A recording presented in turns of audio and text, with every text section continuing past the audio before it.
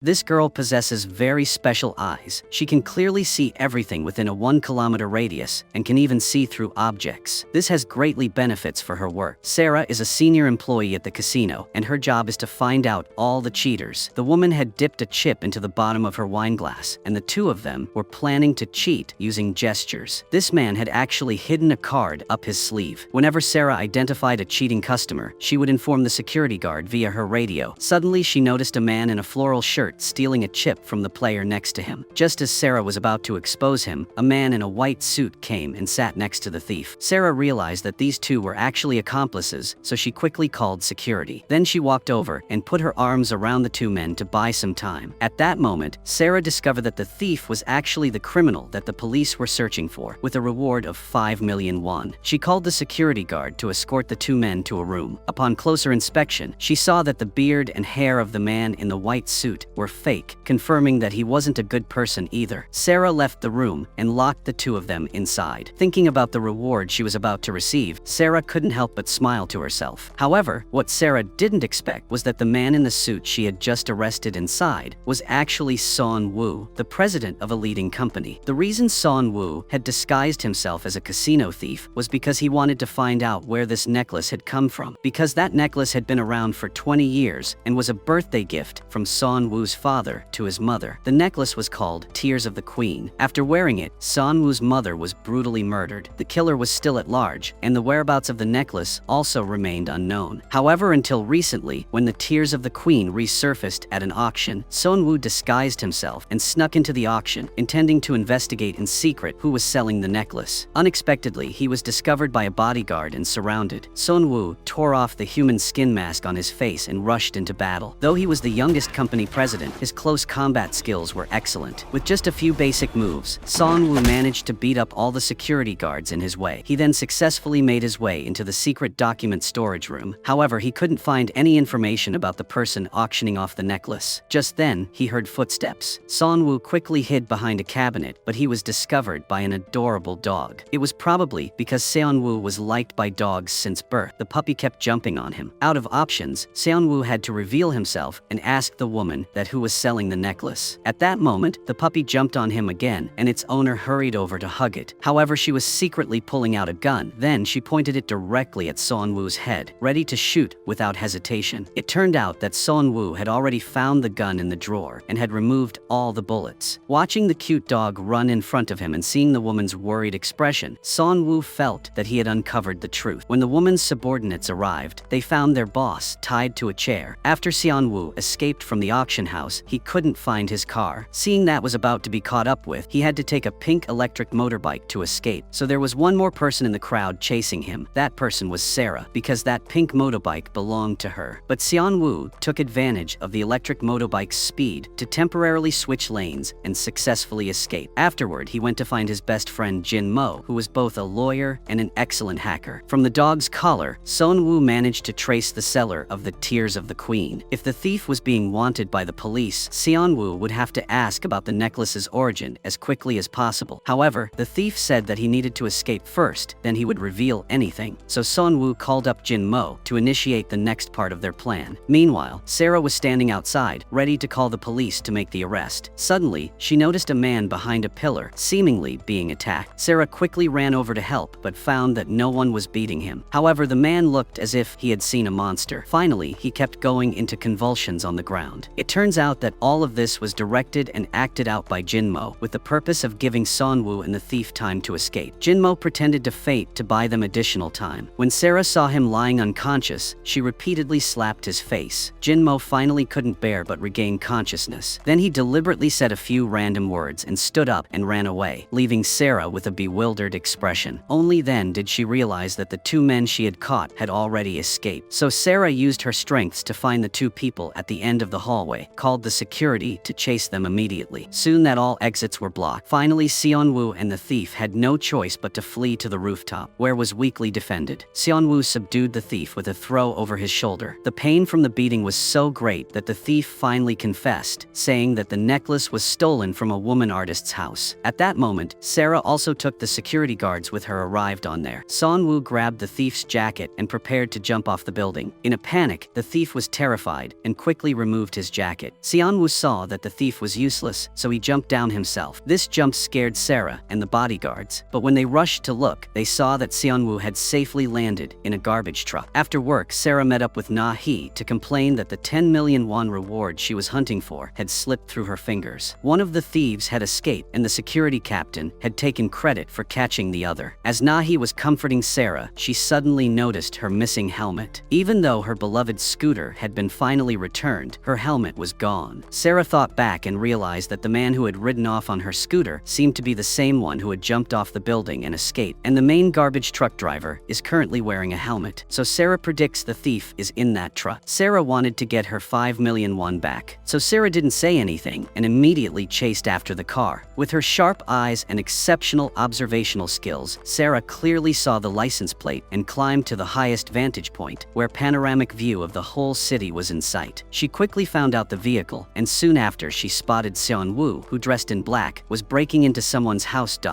She immediately called the police. Sarah's eyes were locked onto Seonwoo and the blood-soaked bed inside the house. Seonwoo had broken into the home of the woman artist from whom the necklace had been stolen. It was evident that a murder had occurred there. Just as Seonwoo realized something was wrong and was about to leave, the police arrived and declared him the prime suspect. Fortunately, Seonwoo had only just arrived at the scene, so there wasn't enough time for him to have committed the crime, and there was no evidence linking him to it. He was released, placed under a restraining order, and told to cooperate with the investigation at any time. After reading the newspapers, Sarah discovered that the man she had been watching was in fact the youngest president, Seonwoo. Now Sarah began to regret her actions, worried that she might have got trouble. The following day, she rushed to find Na-hee to discuss a plan. She wondered whether she should report to the police that she had identified the real suspect to vindicate Seonwoo. However, Na-hee advised her to ignore him. At that moment, Na-hee received a call from the housing authority. The landlord demanded she to move out immediately, promising to compensate her double the agreed compensation amount. After asking again and again, Na-hee knew that the landlord lived on the second floor, so Sarah furiously stormed up to the second floor to confront the landlord. It turned out that the landlord was none other than President Seonwoo. Hearing the aggressive knocking outside, Seonwoo chose to avoid her, leaving his best friend Jinmo to deal with it alone. As soon as Sarah entered the door, she began speaking non-stop, saying that even the landlord couldn't abuse their privacy rights, and that money wasn't all power. At the very least, Na-hee's efforts couldn't be wasted. At that moment, Seonwoo stepped out, which fueled Sarah's anger. So she threatened Seonwoo by bringing up the incident at the casino, because the case of the suspect hadn't been resolved. If his disguise was discovered, it would be even more troublesome. Sarah then revealed what she saw on the night of the murder: a suspicious character dragging a large suitcase. This could be a crucial clue to help Seonwoo be evaded. Eventually, both sides reached an agreement. Seonwoo agreed not to take back the shop, and Sarah decided to help him find the real killer and prove his innocence. When Seonwoo heard that Sarah could see things clearly from a distance, an idea began to form in his mind. Sarah knew that Seonwoo wouldn't easily believe she could see from far distance like that since she was born. So Sarah resolutely said that she had been able to see through the wall and saw a man dragging a suitcase away. Saw Sarah speak very confidently. Seonwoo followed her with suspicion. He wanted to see what Sarah was trying to do. Unexpectedly, he was led into a dead end. Seonwoo was suddenly impatient and about to drive off. Sarah didn't believe that she had seen wrong. After she carefully observed the area, she spotted a camera several hundred meters away. Thanks to the professionalism of genius hacker Jinmo, they were able to get the video footage. Sure enough, there was a person with a large suitcase walking in the direction Sarah had described. The man eventually entered the alley and drove off into the city. They zoomed in on the license plate to gather more information about the car. Jinmo quickly tracked down the suspect's details, which made Seonwoo start to view Sarah in a new light. But after knowing the suspect's information, the two abandoned her and went to investigate. Sarah was not to be outdone. She went to the phone booth to call and report this important clue to the Gwangi police, her close brother. Just as she finished the call, Seonwoo returned. It turned out that on Jinmo's advice, he realized that having Sarah's assistance could save them a lot of time, so he turned back. Therefore, Seonwoo decided to hire Sarah as a detective assistant. Thus, the trio of detectives was officially formed. Their first step was to find the manager of the murdered woman artist. As expected, the manager immediately recognized the man in the photo, identifying him as someone who had been stalking the woman artist for quite some time. However, the manager knew nothing about the necklace. Then they tracked down the person who had worked with the woman artist the longest. He mentioned that the necklace was most likely a gift from the artist's boyfriend, though he didn't know the boyfriend's exact identity. identity. What he did know was that the couple often frequented a nightclub in Gangnam. With this lead, Sarah and Seon-woo decided to dress unusually and infiltrate the club. Seon-woo personally fastened the expensive necklace around Sarah's neck. They have made a plan, and the next step is to wait for the results. In the nightclub at this time, the girl who made the rich man Taejin unhappy with her words was about to be beaten by him. Despite her pleas, the crowd around them remained indifferent. Their attitude was even like they were watching a performance. At this moment, Sarah, standing on the other side, couldn't stand it anymore. She marched straight over to Taejin and dumped a bucket of ice over his head, then proceeded to scold him relentlessly. Unexpectedly, Taejin found himself intrigued by Sarah's strong personality. She had unknowingly sparked his desire to conquer her. Taejin started to molest Sarah. Sarah tried to leave, but was stopped. She saw what was about to happen to her. At the crucial moment, she squatted down. Taejin was really driven crazy by Sarah. Sarah runned out, but bumped into a man. It was Seon-woo in a fresh new suit. It turned out that Jinmo was watching and saw Sarah in danger, so he informed Seon-woo. But there was someone guarding the door, and normal people couldn't enter. It took Seon-woo change his clothes before he could rush in and swiftly take Sarah away. As they left, Sarah looked at Seon-woo affectionately, moving closer bit by bit. Seon-woo was nervous and seemed to be looking forward to something, but Sarah asked him what he was thinking. It turned out that Sarah saw someone secretly filming behind her from Seon-woo's eyes. She held him tightly and informed him of her discovery, but after observing for a while, Seon-woo couldn't spot anyone suspicious. Seeing how agitated Sarah was, Seon-woo had no choice but to restrain her. Then he went to tear off the masked man's clothes. Sure enough, there was a hidden camera. The masked man wanted to run away but was tripped by Sarah. After taking off the mask, they realized that this was the manager, and this was very professional equipment. At first glance, he looked like a habitual criminal. After being forced, he confessed that he was instructed by his boss, specifically to secretly film a video of the woman artist without clothes, and use this to force the woman artist to agree to the company's request. And this time, his mission is to film a video to create a scandal of Seon-woo with the woman artist to blackmail Seon-woo into signing contracts with he. To gather more evidence, Seon-woo used the manager's phone to send a message to his boss. He told him that he had been exposed and that Seon-woo was looking for other videos. Just as the boss received the message and was about to delete the video, Seon-woo appeared. Faced with the three of them, the boss had no chance to escape. In his panic, he tried to swallow the memory card containing the video, but his throat was too small and the memory card got stuck. Seon-woo and Jinmo began hitting his throat to make him cough it up, but it didn't work. To prevent him from choking, Sarah performed a skilled first aid maneuver. The boss then spat out the memory card along with a glob of mucus. Sarah picked up the memory card from the ground and handed it to Seon-woo, who was left bewildered. On the other side, Kwang-gi found the car thanks to the clues provided by Sarah and found the clues along with a gun in the car. They immediately requested a DNA test and arrested the suspect. At the same time, the three of them immediately returned home to review the video. They discovered that the woman artist was wearing a bracelet from the Children's Cancer Protection Organization. Sarah also noticed a Christmas tree keychain on the backpack of the stalker, confirming that he was the person who had been at the artist's house the night of the murder. However, even after zooming in, Seon-woo and Jinmo couldn't see that keychain. Sarah couldn't explain it, so she made an excuse that it was getting late and she had to leave. But Seon-woo called her back and asked if she had forgotten something. Sarah thought she had forgotten to thank him for rescuing her earlier, but Seon-woo reminded her to return the necklace. Sarah shyly took off the necklace. Seeing Seon-woo carefully put it away, Sarah thought to herself that the richer people are, the more tight-fisted they seem to be. When she found out that the necklace was worth 1 billion won, Sarah was shocked. She couldn't believe it and instinctively touched her neck. As soon as she got home, Na-hee asked if Sarah had stolen some luxury clothes because the dress she was wearing cost at least 1 million won, which was equal to half a year of her salary. Na-hee kept asking if Sarah had taken a side job somewhere. Sarah replied that what she did today was the most exciting experience of her life. The next day, after the image had been processed, Seon-woo finally saw the Christmas tree keychain. That's when both he and Jinmo realized that what Sarah had said was true, and they also began to believe she might have supervision. To prove Sarah's ability again, Seon-woo went up to the rooftop and called her. He told her he wanted to give her a gift, but she had to look to the side of the roof of the conglomerate. When Sarah took off her glasses and saw the words above, Seon-woo discovered her secret. To test her further, Seon-woo pretended to fall. Sarah thought he had really fallen and screamed. Her reaction made Seon-woo sure that she could see his every move. If Sarah were his assistant, then solving this case would be easier. As Seon-woo and Jinmo were discussing their next plan, the alarm suddenly went off. Through the surveillance camera, they saw Secretary Hong banging on the door frantically. Just as he was about to use all his strength strength for a final hit, Seon-woo opened the door. After settling down, Seon-woo saw on Secretary Han's hand a bracelet identical to the one of the murdered woman artist. It turned out that this bracelet represented their love for children with cancer. After hearing this, Seon-woo rushed to the secret elevator to reach the lawyer's office in the basement. The two spaces were designed to connect with each other. At the same time, Jinmo discovered that the suspect's son was also on the donation list. It turned out that the connection between the suspect and the woman artist was this child. Just as Seon-woo was changing clothes and preparing to go investigate, he heard a chaos sound downstairs. It turned out that Na-hee's shop was having a promotion, which had attracted many of Seon-woo's company employees. If he went downstairs now, the staff would definitely recognize him. Jinmo, with full of confidence, wanted to clear everyone out. He decisively threw away the bread that Na-hee gave him, then knocked down the balloon dummy, welcoming customers. After trying to remedy but still not working, Jinmo had to take on the job of welcoming guests himself. Finally, Sarah had to come to the rescue. The two also established a deep friendship. When they arrived at the hospital, they saw that the police had already arrived to investigate. The officer turned out to be Sarah's close brother-like figure, Kwang-gi, so the two immediately hid in a corner to eavesdrop. The nurse said that the suspect's son had been discharged from the hospital and also knew that the suspect had always been a kind and warm person in the eyes of everyone, but he secretly treated his son very badly, although they immediately called the police after discovering it. But because the boy was too young, he could not escape his father. At that moment, Ah-ra received word that a search warrant had been issued, so they headed to the suspect's house immediately. After the police left, Seon-woo and Sarah saw the woman artist in the hospital photo, and the little boy she was holding was the suspect's son. And this woman artist was someone who could be said to take revenge if anyone caused trouble for her. But she let the suspect follow and harass her for a long time, which meant that there must be some secret between them. And the police on the other side found out that the suspect turned out to be a drug addict. He actually used his child's aid money to buy drugs. It must have been because he didn't have money that he targeted the woman artist and heard from the neighbors that he was also a domestic violence scum, so bad that his wife had to leave home. At this time, Kwang-gi noticed that there seemed to be something in the corner of the room. He lifted the blanket and saw a lot of blood. No wonder the wife ran away and never came back. In order to get better information, Sarah was sent to the hospital according to Jinmo's arrangement, but she and Seon-woo were mistaken by the patients in the same room as a newlywed couple. In order to avoid suspicion, Seon-woo readily admitted that they were newlyweds. At this time, the nurse announced Sarah to go for a checkup. Under the supervision of the old lady roommate, Seon-woo gently helped Sarah to go out. At this moment, the cell phone on the hospital bed rang. When Na-hee learned that Sarah went to see a cardiologist, she immediately rushed to the hospital. Seon-woo was using all his time to gather intelligence, but he didn't expect that in the eyes of his roommate, Seon-woo had turned into an unfaithful man. He asked the head nurse if he went to work on June 8th, the day the incident happened. The head nurse was stunned when she heard this question, but she still took out the work schedule and said that she was on night duty that night. Seon-woo said that she had a hard time and turned around to leave. Then he told Jinmo through the headset to go investigate the whereabouts of all the pediatric nurses that night. The head nurse also heard what he said clearly. After checking, Sarah was stopped by her roommate. She said that out of respect for Sarah, who was in the same situation as her as a woman, she should tell her a secret. After that, without saying anything more, she pulled Sarah away. Jinmo was in control of the situation in the car when he suddenly heard the sound of brakes. He saw that Na-hee was very angry. He immediately chased after her and shouted, scaring Na-hee into stopping. Then Jinmo held Na-hee as if he was about to confess love to her, and the old lady roommate thought the toilet was safe, so she seriously talked to Sarah, telling her to strictly discipline her husband. Formerly Han-suk's father in the pediatric room next door had an affair with Nurse Shim. When Sarah thought about the connection between Nurse Shim and that case, she suddenly heard Jinmo's scream through her headset. Na-hee had indeed come to the hospital to look for her. At that moment, Jinmo was still trying to stall for time. Na-hee was so worried that she didn't have time to pay attention to him, because Na-hee knows that Sarah is a person who still works, even if she has a fever of 38 degrees. There was no way she would suddenly go for cardiovascular examination. Seon-woo and Jinmo must have made Sarah like this. After hearing Na-hee's continuous accusations, Jinmo lost his patience and drank the bottle of coffee he had bought for her to stay calm. Na-hee eventually couldn't take it anymore and turned to leave. Unexpectedly, Jinmo fell to the ground. Meanwhile, Seon-woo and Sarah were about to call Jinmo but found they couldn't reach him. At that moment, Na-hee called Sarah and told her that Jinmo had been taken to the emergency room. When Sarah arrived, Na-hee hadn't even had a chance to ask anything before she was caught off guard. Sonwoo asked Nahi if she had given Jinmo milk. Nahi replied that he had drunk it all by himself and wondered how she could know that Jinmo was severely allergic to milk. Nahi then asked Sarah why she suddenly had heart pain to the extent of needing hospitalization. After confirming that Sarah was fine, Nahi finally agreed to go home. Initially, Sonwoo wanted to go home and sleep, but he was reminded by the old lady roommate, so he had to close the curtains and fight for a sleeping spot with Sarah. The next day, when the old lady roommate opened the curtains, she witnessed a shocking scene. Sonwoo slept on the bed, but kept complaining that the bed was too hard and that he was in pain. But his sick wife, Sarah, slept on the folding bed. Upon seeing this, the old lady roommate immediately scolded Sonwoo. Sonwoo quickly shook Sarah awake and told her to get up. The old man roommate yelled at him to help his wife rise. At that moment, the old man roommate brought out breakfast with a disgusted expression. This time, Sonwoo was smarter. He learned from others, lifted the dining table, and put the food down there. But the old lady roommate still kept criticizing him. Sarah also wanted to take this opportunity to discipline the man who bullied her all day long, so she pretended that her wrist was numb. Just as she had predicted, the old man roommate told Sonwoo to feed Sarah. With no choice, he had to comply. Unexpectedly, Sarah said she wanted to eat meat. Sonwoo glanced at the opposite side and continued to feed Sarah a piece of beef. After some effort, he finally managed to feed her. Just as he stepped out of the hospital room, he spotted Secretary Hong watching him. Seeing him following closely behind, Sonwoo was so frightened that he turned and ran away. But Secretary Hong wouldn't spare him. Despite his foot pain, he continued to chase after Sonwoo. When Sonwoo saw Sarah, it was as if he had spotted a savior. Seeing Sonwoo ran toward her, Sarah nearly fainted from shock. Sonwoo quickly covered her mouth and pulled her run away. Unfortunately, they managed to trick Secretary Hong and escape. The three of them agreed that Nurse Shim, whom the old lady roommate mentioned, seemed very suspicious. Furthermore, she had not shown up for work on the night of the incident. However, Jinmo later discovered that she also worked part-time as a Latin dance instructor and happened to have a class on the night of the incident, making it a strong alibi. As they were unsure of what to do next, Sarah noticed that a nurse had a pen with a keychain resembling the one on the suspect backpack. Upon inquiring, they found out that it belonged to the head nurse. Sonwoo asked a nurse if the head nurse had worked on June 8th. She claimed that the head nurse maybe left work 2 hours early. It was clear that the head nurse had lied, as she had enough time to get to the crime scene. They then realized they had been looking in the wrong person. The real suspect had to be the head nurse. At that moment, Jinmo also found the suitcase that the suspect had taken that night in the trunk of the head nurse's car. He also uncovered the locations she frequently visited through the car's navigation system. The head nurse had also changed her clothes and was preparing to get off work. Before she did, she made a phone call very carefully. Sarah used her supervision to memorize the phone number. After the head nurse left, the two of them secretly called that number again. After hearing just one sentence, Sonwoo's eyes widened and he quickly hung up the phone. At that moment, the head nurse suddenly turned around. However, upon seeing them, she ran away and a chase ensued. Unfortunately, since the two weren't familiar with the paths and there were too many patients around, they lost track of the head nurse. Fortunately, Sarah's supervision came into play. Even though the head nurse had taken off her coat and put on a hat, she couldn't escape Sarah's sight. After reporting her location to Seon-woo, Sarah followed the head nurse into the stockroom. However, as soon as she entered, the head nurse injected her with an anesthetic, causing her to faint on the spot. Seon-woo received the news and hurried over. After finding the fallen earpiece on the ground, he realized that something had happened to Sarah. He carefully approached and saw the stockroom door slowly closing. As he opened the door, he found Sarah lying there. Just as Seon-woo was about to get closer, the head nurse lunged at him with a steel pipe in hand. Seon-woo managed to subdue her easily, but unexpectedly, he was ambushed and hit with a dose of the anesthetic. When Jinmo, sitting in the car, felt anxious, he saw the head nurse driving away. He immediately became confused, unsure whether to chase after her or rescue the others. When Seon-woo and Sarah regained consciousness, they found their arms and legs tied with IV tubing. The more they struggled, the tighter the restraints became. Eventually, Seon-woo came up with a clever idea. Now they could only use their mouths to solve the problem. Sarah thought they would scream for help, but Seon-woo suggested using their mouths to untie the restraints. With no choices, Sarah agreed, but Seon-woo couldn't handle the ticklish sensation and failed to do. He even blamed Sarah for not being able to do anything. When Jinmo rushed to the location Sarah indicated, he heard a strange sound. Carefully opening the door, he was shocked by the scene before him. Jinmo then said he was sorry for intruding and closed the door, leaving the room. The two inside nearly fainted from frustration. Luckily, Jinmo was just joking. After the three of them got out, they headed straight to the address the head nurse frequented the most. On the way, Jinmo analyzed that the head nurse and the suspect had conspired to kill kill the woman artist for money. However, Son Woo disagreed. He insisted that the woman artist was still alive, as he had heard her voice in that phone call. Just then, a white car approached. Son Woo suddenly jerked the steering wheel, causing the two cars to almost collide. Jin Mo asked what Son Woo was doing, but Son Woo didn't answer and got out of the car. It turned out that this was the head nurse's car. Son Woo opened the back door and saw the murdered woman artist sitting inside. It turned out that the woman artist had unexpectedly become pregnant after getting involved with Taejin. She was willing to give up her bright future for the sake of her child. However, to punish her, Taejin had bribed the head nurse to tell her that the baby had died at birth. For this reason, she had volunteered at the hospital whenever she had time over the past 7 years, caring for sick children. One day she encountered Han Suk, and the feeling was so familiar as if they had known each other before. At that moment, the head nurse who had lied to her also appeared. It was then that she realized she had been deceived for 7 years. Seeing the marks left by her foster father on her son's body, the woman artist swore to make him pay. Because Taejin had tricked her, the idol sneaked into his house and took the necklace, Tears of the Queen. She thought she had grasped Taejin's weakness, but within 2 days, the necklace was stolen. At first, she thought Taejin had retrieved it, which was why she didn't report it to the police. However, the woman artist was nearly hit by a falling headlight and received a threat from Taejin to return the necklace. It was then that she realized someone else had stolen it. If Taejin discovered this, her life would be in serious danger. Therefore, with the help of the head nurse, the woman artist stole her foster father's car. She then spilled fake blood in her home and dragged a suitcase to create a false crime scene. The woman artist not only aimed to eliminate Taejin, but also sought revenge against her son's foster father. However, Son Woo showed up at that house. He recognized that the crime scene had been deliberately staged. He also noticed the traces of trophies placed on the table. The reason Son Woo was investigating this case was that he wanted to inquire about the origins of the necklace, as it was related to his mother's death 20 years ago. However, the woman artist asked him to let her go first, promising that she would reveal the truth after her son's surgery. She explained that if they delayed any longer, the plane would take off, and if they missed that flight, Han Suk's surgery would be missed as well. Seeing the strong and understanding child, Sarah also felt heartbroken. She pulled Son Woo and urged him not to ask any more questions. But since the necklace belonging to his mother had resurfaced after 20 years, Son Woo couldn't give up. At that moment, they heard a car. Son Woo opened the door, only to find that they had escaped, and Jin Mo had also been injected with anesthetic. While waiting for Jin Mo to wake up, Son Woo studied the paintings on the wall. When Jin Mo finally regained consciousness, Son Woo asked him to quickly pinpoint the location of the woman artist's car. It turned out they had secretly installed a tracking device before entering. The three of them then followed the location and headed to the hospital. The child looked very tired, but still bravely insisted that he was fine and was determined to get on the plane. Just as they were about to leave, Son Woo's group walked in. At that moment, the woman artist was nearly completely broken down, asking him if he had to be so excessive. Son Woo reminded her that if she did not comply with the agreement, he would find her and her son no matter where they were. He also made it clear that he was doing this for Han Suk's sake. Son Woo mentioned that his private helicopter would arrive at the airport within an hour. Han Suk said goodbye to Son Woo, and as Sarah and Jin Mo pursed their lips and smiled, the woman artist leaned close to Son Woo's ear to share a clue. The mission had been successfully completed, and Sarah was no longer responsible. Son Woo asked her to sign a confidentiality agreement. Sarah walked away without looking back. Both Son Woo and Jin Mo thought she was angry, but in reality she felt uncomfortable because she had misunderstood Son Woo. She thought he was a pervert, but he was actually just investigating his mother's case. Sarah suddenly remembered the home dress she wore to the bar. They had agreed that after the mission was over, the dress would be hers. However, when she turned back, she saw that the car door was locked. Sarah went to find Jin Mo, but found no one there when she opened the door. So she walked straight in and looked at the wall filled with books, unable to believe her eyes. Unexpectedly, when she accidentally touched a book, the wall suddenly moved. Sarah was captivated by a basement filled with technology. As her eyes landed on some photos on the table, her feet came to a halt. At that moment, Son Woo was unaware that a woman was in his secret room. After exercising and heading to the living room, he glanced at the dress on the table. Curiosity piqued, Son Woo decided to try it on, reminiscing about the time Sarah had worn it. Suddenly, a laugh interrupted his actions. Once Sarah was seen by Son Woo, she had no choice but to step out. Fortunately, Jin Mo arrived just in time, taking off his jacket and handing it to Son Woo, which helped ease the awkwardness. After regaining his composure, Son Woo warned Sarah not to reveal this to anyone. Sarah assured him she wouldn't say a word, and after that, she took the dress and left. Jin Mo then told Son Woo that Sarah now knew all of his secrets, including his body earlier. After turning back the room, Sarah suddenly remembered the day Son-woo had gifted her a painting. She immediately sent the anonymous photo to the police. They managed to find the location that resembled the one in the painting. After digging a few times, the police uncovered the body of a woman wrapped in cloth. With such clear evidence, the suspect had no way to deny his involvement. Although the case of the woman artist had nothing to do with him, he had still murdered his wife. Meanwhile, Sarah lay awake in bed, unable to sleep. The woman she had seen earlier in Son-woo's base looked just like someone she had encountered in her childhood. It seemed that she had finally come to harm, but aside from that, Sarah couldn't remember anything more. The next morning, Sarah cheerfully took the money she made from selling the dress, then came to meet Na-hee. However, she unexpectedly ran into Kwang-gi, who was there to take additional statements. Seizing the opportunity, Sarah asked Kwang-gi about her memory loss. It turned out that when she was very young, Sarah had nearly lost her life due to her powers. That caused her memory loss. However, Kwang-gi was reluctant to share more details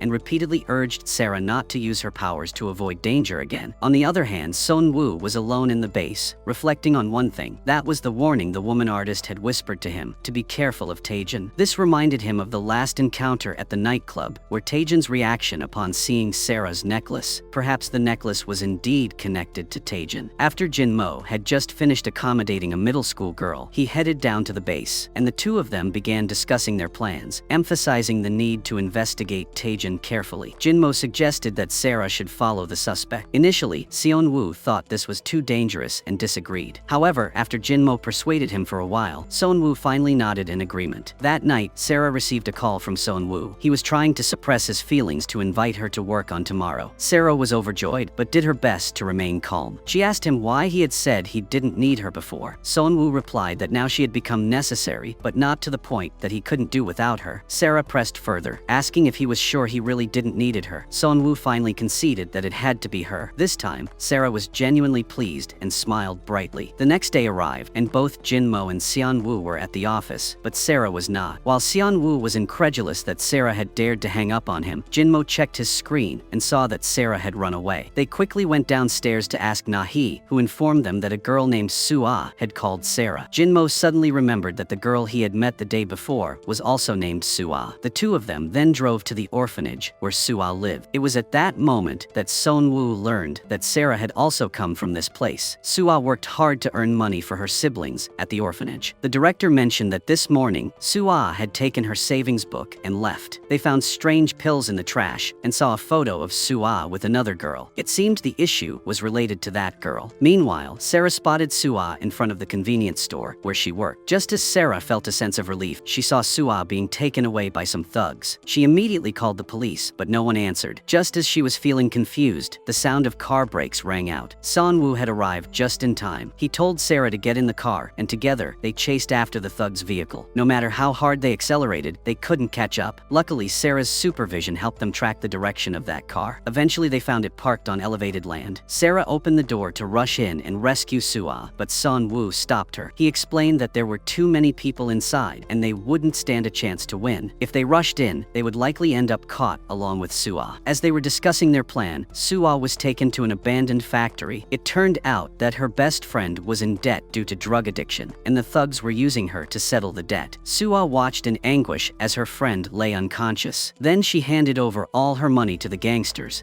begged them to release her friend, and let the two of them go. Unexpectedly, these thugs refused and even wanted to keep Soo-ah. They looked at her from top to bottom with lewd eyes, smugly saying that they would introduce Soo-ah to a job that would earn a lot of money. So Soo-ah had chased him away, threatening that her brother was a police. One of the thugs stood up and slapped her across the face, then tied her up. At this moment, there was a sudden knock on the door, urging the people inside to come out and get food. These people asked each other, but no one had ordered anything. But the person outside said the address was right here. The two thugs opened the door and saw Seon-woo wearing a helmet. After signaling to Sarah, he stepped inside. The thugs began to check the contents of the bag Seon-woo had brought, but when they opened it, they were stunned. Before they could react, Seon-woo quickly subdued pursued them. He then activated smoke bombs from the bag to obscure the view of the remaining gangsters. With a few swift moves, he took down the entire gang with ease. Meanwhile, Sarah sneaked in through the back door to rescue Sua. As she reached the bed where the girl lay, one of the thugs lunged at her, taking Sua hostage and pressing a knife to her throat. Sonwoo had no choice but to raise his hands and surrender, unable to help. Inside the warehouse, both Sonwoo and Sarah was tied together. The thugs thought Sua was just an orphan, so even if they captured her, no one would come looking for her. But they didn't expect that it caused so much trouble. Sonwoo warned the thugs to let him go before things escalated further, and he added that if they had any courage, they should make a big deal out of it. What was so impressive about kidnapping a child? The thug got angry and punched Sonwoo in the stomach. Sonwoo laughed angrily. He never thought that one day, a chairman like him would be beaten by thugs. Just as the gangster was about to punch him again, suddenly the alarm sounded. The door slowly opened. Jinmo, wearing a special combat uniform, he raised his submachine gun and stood in the middle of a poster army, causing the gangsters to flee in panic. Before they left, they didn't forget that grabbed the two girls. Jinmo shouted for everyone to stay still, but when he looked up, he found only Sarah and Sonwoo remaining. The thugs escaped outside and realized they had been tricked. When the three people chased them outside, the black car had already left. One thug had taken Jinmo's keys. Sarah was extremely worried when she saw her sister being kidnapped in front of her, so she ran after them. Sonwoo was afraid that something would happen to her, so he chased them all the way. But they accidentally left Jinmo alone. Sarah ran straight up the mountain and used her supervision to search for the black car. But this high-intensity power consumption could only last for 10 seconds, and as a result, her head was now in extreme pain. But Sarah remained persistent and clearly saw the car's license plate. As she was about to faint, Sonwoo ran to hug her to avoid being hit by the car. He carefully held her head. Sarah looked at Sonwoo's face. The moment before she fainted, the scene of that night appeared in her mind unconsciously. When Sarah found Sua and her friend, both had been brutally tortured, and what awaited these gangsters was the punishment of the law. Sarah lay in her guardian's bed at the hospital, unable to sleep. She replayed the images in her mind before passing out, constantly thinking about that scene. Now that Sua had been found, they needed to investigate the origin of Sonwoo's mother's necklace. The night Sonwoo's mother was killed, she had been wearing that necklace, which then mysteriously disappeared. The necklace had resurfaced after 20 years, and by following the clues, they would surely be able to find the murderer from that year. The next day, Sarah dressed formally to work as Taejin's secretary, as arranged by Seon-woo. He was very suspicious because the necklace had been taken from Taejin's safe, and Taejin had consistently sent people to look for the person wearing it. However, the most dangerous place could also be the safest. Furthermore, that day, Taejin was so drunk that he wouldn't be able to see or remember Sarah's face clearly. Therefore, Seon-woo believed that Taejin wouldn't recognize her. When Sarah had just found the perfect spot to attach the camera, Taejin walked in. She introduced herself as the new secretary and asked to leave to get to work. Unexpectedly, Taejin called her back. Just as Sarah worried that she had been exposed, he told her to put away the cleaning rag. She hurriedly picked it up and dashed out. Not only did she complete the mission excellently, but also didn't show any flaws. While Sarah was rejoicing, a phone call came looking for Taejin. She immediately connected the phone inside. While Sarah was thinking that she was born to be a secretary, Taejin rushed out and scolded her continuously. He asked her if she was crazy when she always connected to the inside of the phone whenever she called. As Sarah became flustered from the reprimand, Taejin told her to prepare the materials for the meeting. Seon-woo was watching Sarah work hard that he fell into deep thought. During the meeting, Taejin wore sunglasses to hide the fact that he was dozing off. When the chairman entered, everyone stood up to greet him. Taejin remained sound asleep, oblivious to the situation. Sarah quickly nudged him awake and used colored pens to take notes on the meeting content. After Taejin glanced over her notes, he began to speak seriously, not realizing that everyone saw him as a fool. At that moment, Sarah quickly replaced his documents with another one, causing Taejin to become very angry with her for the lack of proper preparation. Secretary Kim quickly stepped in to save Sarah. Seon-woo reprimanded Taejin for being the meeting's chairperson, but not grasping the content, and for turning his frustration on his subordinate. Taejin felt humiliated in front of everyone and immediately decided to fire Sarah. However, Secretary Kim opposed the decision, prompting Seon-woo to realize that Taejin genuinely listened to him. Curious about the reason, he called Jinmo to have a tracking device installed in Taejin's car. That evening, Seon-woo followed Taejin to a high-end bar. He bribed the server to place a listening device under a fruit plate. He overheard Taejin demanding to take a photo with friends, and Sarah was in that picture. Although it wasn't very clear, it was enough to arouse Taejin's suspicions. Seon-woo wanted to go home first, but a woman blocked his way. Because she bothered him, he was caught sight of by by Taejin. Taejin became extremely suspicious that he was being followed. Seonwoo told him not to overthink it and then sat down seriously, waiting for someone to arrive. Unexpectedly, Taejin also sat down, curious to see how long Seonwoo's lies could last. Seonwoo had no choice but to call Secretary Hong, but he was startled when Hong's voice suddenly came from behind. Both men turned around to see Secretary Hong leading a group of employees out for dinner, waving cheerfully. Seonwoo quickly waved back enthusiastically, pretending he was there for a legitimate reason. Taejin was confused, couldn't believe Seonwoo actually had plans with the secretarial team. The staff was thrilled, never expecting to be invited to dinner by the chairman and director of the company. One of the secretaries even went wild at the sight of Secretary Kim. Once they sat down, Seonwoo texted Sarah, urging her to leave quickly. However, Taejin wouldn't let Sarah go. He pulled her closer and insisted she stay. With no other options, Sarah had to follow the group, downing drink after drink. By the time she was drunk, the secretaries started to spill the beans about their feelings. The next day after work, Taejin was referred to as the madman by the staff. It seems that his usual style really makes people hate him. There was also someone who confessed love to Secretary Kim in a passionate way, but Secretary Kim remained silent with a disgusted look on his face. When Sarah found herself in a difficult situation, Secretary Kim stepped in to rescue her. Although this dinner was challenging for Sarah, luckily it wasn't dangerous. Just when she was worried about how to pay for a taxi, Secretary Kim kindly offered to drive her home. Seonwoo was waiting by the roadside, so jealous that he was speechless. It was only when Sarah refused that he breathed a sigh of relief. However, his pride wouldn't let him call out and invite Sarah to ride with him. Watching Sarah stumble forward, Seonwoo convinced himself that she could manage on her own, so he stepped on the gas and drove off quickly. However, after driving a short distance, he realized Sarah was nowhere to be seen. He anxiously got out of the car and looked for her. He also convinced himself that it was because Sarah was his employee that he was worried. Seeing Sarah sitting at the bus stop without leaving, Seonwoo felt that he had really worried too much. However, at this moment, Sarah felt nauseous. Seonwoo was about to put out his hand to catch it, but Sarah swallowed it back. Seonwoo had no choice but to carry Sarah on his back, but Sarah's hand started to wander around again him. At the same time, Jinmo was not idle either. He stepped onto the dance floor with unique movements, dancing with Nahi. Meanwhile, on the other side, Seonwoo finally managed to bring Sarah home. He was so exhausted that he could barely lie down. However, Sarah suddenly sat up and cupped his face. She was so drunk that she actually mistook him for Nahi. She even mumbled, saying how strange it was that today, Nahi looked like Seonwoo. Seonwoo was both angry and amused, but he still covered Sarah with a blanket before leaving with peace of mind. Unexpectedly, there was a knock at the door. Sarah instinctively got up to answer it, but Seonwoo caught her, and the two of them ended up falling onto the bed together. The next morning, Jinmo woke up in an unfamiliar bed and immediately realized he wasn't wearing any clothes. Then he remembered that after dancing at the nightclub the previous night, he had gone drinking with his beautiful neighbor, Nahi. Just then, the sound of a flushing toilet came from the bathroom. Nahi stepped out of the bathroom and saw Jinmo in a very unseemly state. At that moment, Jinmo recalled everything from the previous night. After getting drunk, the two of them had slept together. Nahi pretended to be calm, said she had to go back to her shop and left first. But once she stepped outside, she couldn't keep pretending anymore. Nahi regretted it so much. After changing his clothes, Jinmo tried to sneak out while Nahi wasn't paying attention. But unfortunately, she caught him. He was embarrassed, awkwardly explained that he had just gone for a job. Jinmo felt the need to explain what had happened the night before. But just then, a man walked in asking for bread. Jinmo took the opportunity to slip out unnoticed, completely panicked and unsure of what to do. That evening when he returned, Jinmo saw the man this morning causing trouble with Nahi. The man claimed he had swallowed a steel wire that was in one of Nahi's cakes and demanded compensation. However, the steel wire couldn't possibly have been in the cake, as the bakery didn't use anything like that. But the man insisted it was there and threatened to sue if he wasn't compensated. At that moment, Jinmo confidently stepped forward, handed over his business card, and introduced himself as Nahi's personal lawyer. He then asked the man where he was injured. Initially, the man shouted that the steel wire had scratched his mouth, but Jinmo calmly pointed out that spreading false information to intimidate others could result in a fine of no less than 15 million won, or imprisonment for no less than 5 years. Hearing this, the man immediately became terrified. The man said he would try applying some ointment and might not need to come back if it healed. Nahi had always been strong ever before. She suddenly felt a sense of security from Jinmu. That night, the three of them began their investigation into Taejin, and their mission this time was to find his contact and destroy their partnership. Sarah deliberately approached Taejin, even stepping hard on Seonwoo's foot to increase credibility, aiming to win Taejin's trust. She used used her super sight ability to figure out the password to his phone, while Taejin found joy in watching Seon-woo get tormented by his secretary. Pleased with what he saw, Taejin immediately decided to invite Sarah to lunch. Sarah purposely used her chopsticks to mess up the food, causing oil to splatter on Taejin. She quickly apologized and offered to go to the car to get a spare shirt for him. As soon as she opened the car, she saw someone's foot stepped on it. Sarah hurriedly pulled Seon-woo aside, who then handed her a USB to copy data from Taejin's phone onto it. If not, he would trample her feet as revenge for what happened this morning. Sarah could only mutter curses under her breath about Seon-woo. When she returned, she saw Taejin's phone lying on the table by chance, while he was still in the restroom dealing with his shirt. Sarah naturally seized this opportunity, plugging in the Type-C connector without thinking more. She successfully entered the phone's password, which she had memorized earlier by using her super sight on Taejin's eyes that morning. Seon-woo and Jin-mo had already connected on their end, immediately began the data copy process. As time passed, the tension among the three grew, especially for Sarah. She feared what would happen if Taejin discovered her actions, and her anxiety led her to constantly glance toward the door. Just then, Seon-woo warned her that Taejin was stepping out of the restroom. The moment Taejin opened the door, Sarah quickly placed a box over the phone to buy them a little more time to finish the transfer. Once she heard that the data copying was complete, Sarah casually lifted the box, unplugged the Type-C connector, and returned to her seat without betraying any sign of nervousness. Simultaneously, she quietly sighed in relief. At that moment, Taejin commented that he felt like they had met somewhere before. Sarah calmly responded, saying someone of her status could never have crossed paths with someone like Taejin, and joked that she had a mass face. With that, she successfully deceived Taejin once more. Meanwhile, Jin-mo analyzed the data and discovered a message revealing that Taejin had made an appointment to see someone named Sunday at Chongryong room. However, the number used on the other end was from overseas, so they couldn't trace it. Taejin glanced at the time and, realizing the appointment was approaching, told Sarah to leave early. At this time, Jin-mo also found out Sunday's identity. He was the most welcomed genius R&D employee in the industry recently, and his name was Chi-seon. Regardless of Taejin's plan, they needed to stop this meeting and seize the chance to attack at Taejin. When Sarah returned, the three of them disguised themselves as Chinese patrons and entered the restaurant to carry out their plan. Seon-woo pretended to be Taejin and went in to meet Chi-seon, while Sarah posed as a receptionist, escorting the real Chi-seon into a fake Chongryong room. In the actual Chongryong room, Taejin sat with Jin-mo, who was disguised as a fake Chi-seon. Jin-mo presented a pre-prepared business card, claiming to be from a special surveillance group at H Corporation. Jin-mo lied that Chi-seon was found to have secret contact with China and is now under investigation. Meanwhile, Chi-seon was looking at Seon-woo with a puzzled expression. He asked where Taejin was. Seon-woo also used the same method, saying that Taejin was being investigated by the company. If he stopped now, Seon-woo would not pursue the matter further. On the other side, Taejin angrily threw away the business card and turned around to leave. Chi-seon was afraid of being exposed after hearing this, so she answered vaguely and was about to run away. Seon-woo stopped him and said that from now on, he was not allowed to contact Taejin anymore. Seon-woo also warned Chi-seon not to mention this incident to Taejin. Chi-seon hastily nodded in agreement, and Seon-woo also promised him that he wouldn't let bad thing happen. Anyway, that if this matter were exposed, it could damage the company's reputation. After successfully completing their mission, the three of them were in high spirits, unaware that Secretary Kim had secretly captured their entire site by photographs. In the next scene, Sarah receives a mission of increasing difficulty, which is to ruin Chairman Seon-woo's blind date. The goal was to drive away a woman who was both wealthy and beautiful. In front of Yumin, they held hands and acted affectionate, making Yumin seating across from them had to be jealous and angry. Sarah even acted cutesy, asking Seon-woo to feed her a piece of cake. After Seon-woo fed Sarah, he ate the remaining piece, which pushed Yumin over the edge. She was furious and abruptly stood up and stormed out. As soon as Yumin left, Seon-woo and Sarah immediately let go of each other's hands. But then Sarah caught sight of Secretary Hong nearby. Quick on his feet, Seon-woo came up with a plan and declared that Sarah was his girlfriend, ensuring that people would stop pressuring him to go on blind dates. He then placed a pair of glasses on Sarah and took her straight to the top floor room. To reward Sarah for her convincing performance, Seon-woo ordered her favorite dish was spicy fried rice cakes. Seon-woo had never eaten such foods before, so he was curious about what made them so delicious that Sarah was devouring them so eagerly. Sarah playfully held up a piece of the rice cake to his mouth. Just as Seon-woo mustered the courage to open his mouth and eat it, Sarah mischievously turned the chopsticks back and ate the piece herself. After the meal, Sarah fell asleep, leaving Seon-woo feeling helpless as he watched this carefree woman. At this point, she nearly rolled off the sofa sofa in her sleep, forcing Son-woo to pick her up and place her on his large bed. He then resigned himself to sleeping on the sofa with only a pillow to keep him company. The next morning, Son-woo was startled awake by a phone call. He found that he was no longer on the sofa, but lying in bed. Meanwhile, Sarah groggily reached out for her phone. Suddenly, she felt an arm next to her. When she opened her eyes, she realized she was nestled in Son-woo's arms. She was so scared that she screamed and quickly jumped out of bed. Only when she saw that she was still dressed and Son-woo assured her that he didn't do anything did Sarah feel relieved. Sarah quickly checked her phone and saw that she was about to be late for work. However, Son-woo reassured her to stay calm, telling her not to worry because he would take her to work via a secret passage. After both of them changed into proper attire, they entered a secret underground room. The awkwardness from the previous night lingered between them.